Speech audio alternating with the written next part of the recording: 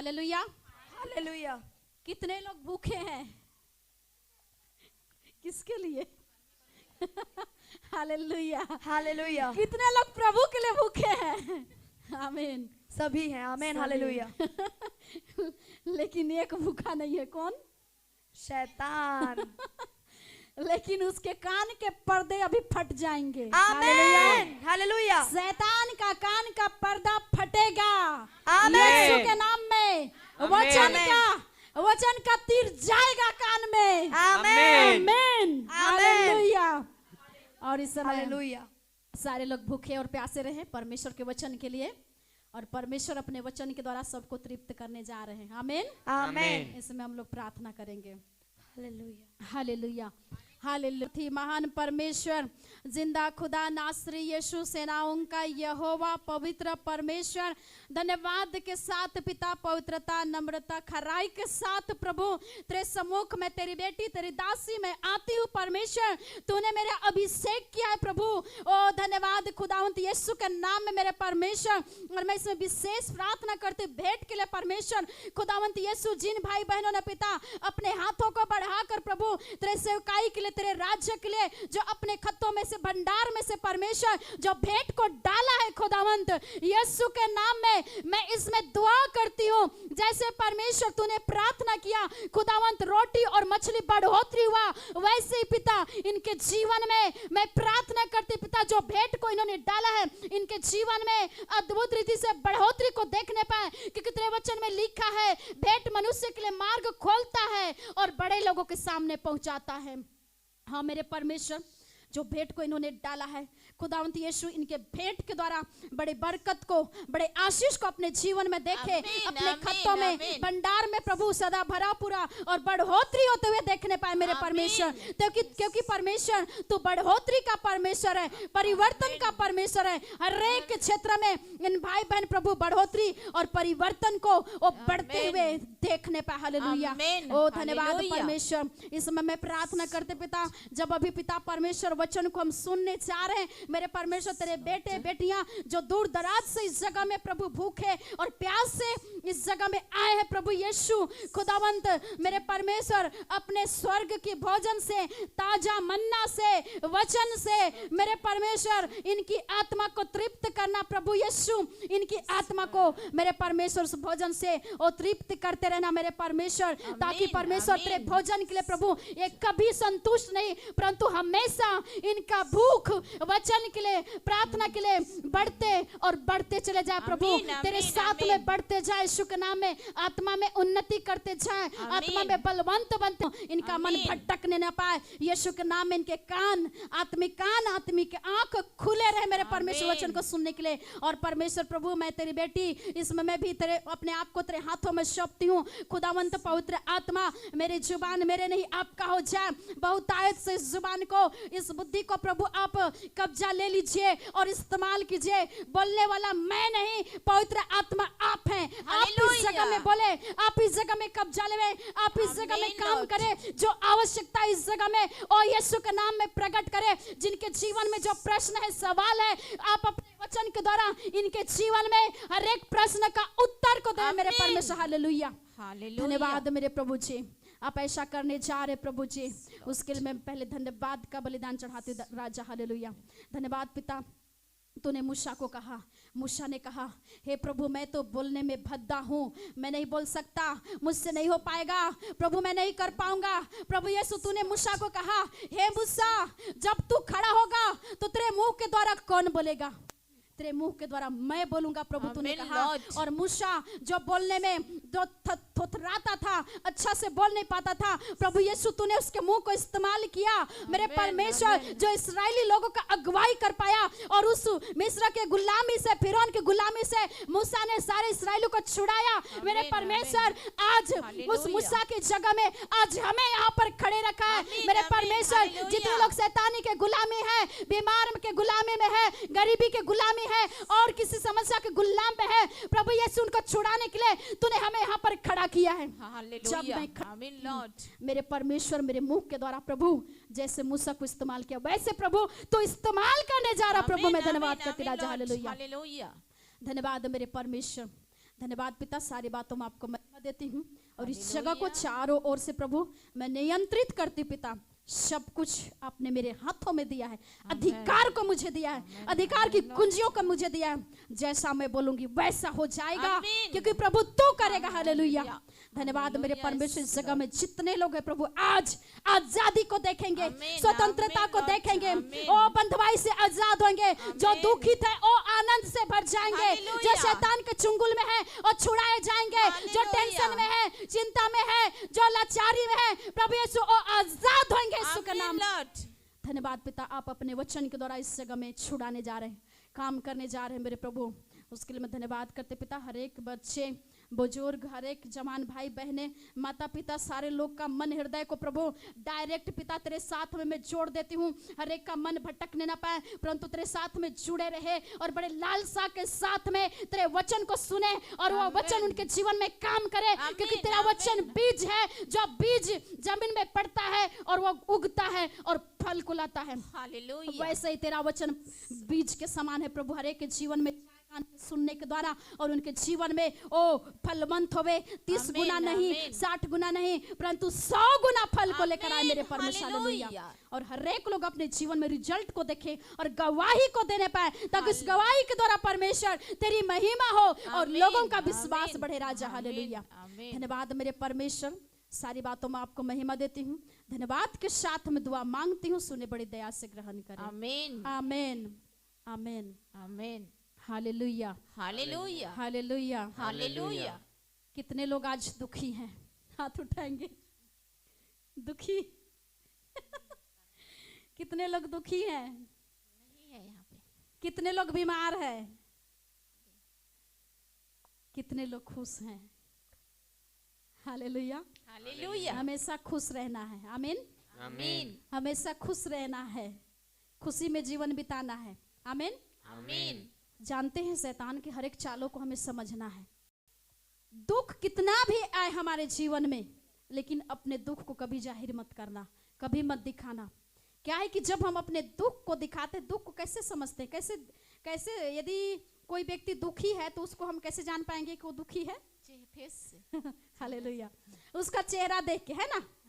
इसीलिए अपने दुख को दूसरे के सामने कभी मत दिखाना, अपने चेहरे के द्वारा कभी मत दिखाना, क्योंकि जब हम दुख को दिखाते हैं शैतान खुश होता है। दुख को यदि हम दूसरे के पास दिखाते हैं तो शैतान खुश होता है। इसीलिए हमेशा खुश रहना है। फिलिपी 4:4 में क्या लिखा है? अच्छा से बोलिए। प्रभु में सदा आनंदित रहो।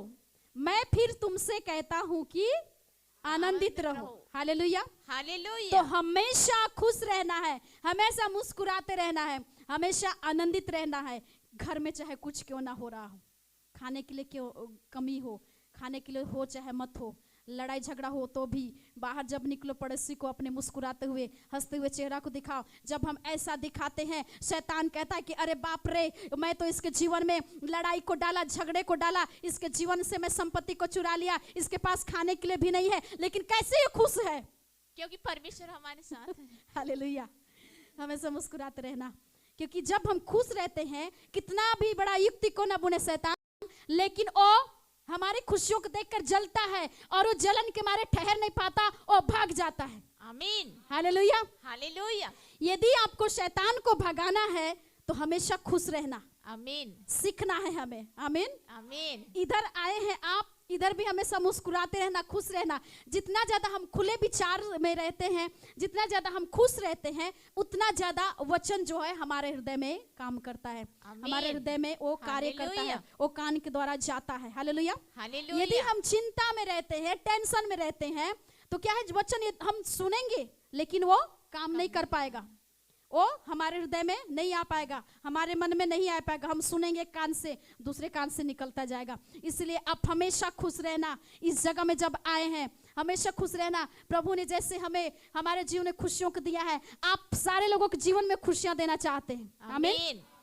इसीलिए तो प्रभु आए आपके जीवन में और आपको इस जगह में लाए। क्यों? ताकि आप खुश रहें, आजाद रहें, आनंदित रहें। Hallelujah hallelujah. और प्रभु चाहते हैं कि हर एक महिला को उठाना। अभी आमीन। महिला फर्स्ट है। आमीन, आमीन। हालेलुया। अभी हालेलुया। भारत सरकार भी मान्यता दे दिया है कि महिला फर्स्ट है। आमीन आमीन। आमीन आप फर्स्ट हैं, आगे हैं। हालेलुया। और हालेलुया। वचन में हम देखते हैं बाइबल में दबोरा को कितने लोग जानते हैं? दबोरा को कितने लोग जानते? नहीं जानते। एस्तेर को कितने लोग जानते हैं? पढ़ना बाइबल। हालेलुया। बाइबल पढ़ना है तब तो आप बढ़ेंगे। आप बढ़ना तो चाहते हैं परंतु नहीं बढ़ पाते। क्यों? वचन नहीं पढ़ेंगे तो कैसे बढ़ पाएंगे? वचन को बहुत पढ़िए, क्योंकि मैं उस दिन पिछले सप्ताह गवाही में भी दे रही थी। मैं भी आप ही लोग के जैसे थी, लेकिन क्यों मैं यहाँ खड़ी हूँ?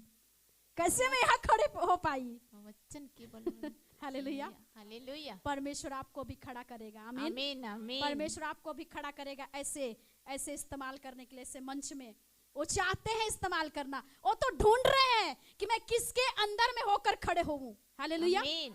मैं किसके शरीर को इस्तेमाल करूं, मैं किसके जीवन में, किसके अंदर में होकर अपने आप को दिखाऊं। वो दिखाना चाहता है आपके द्वारा। हालेलुया। आमीन।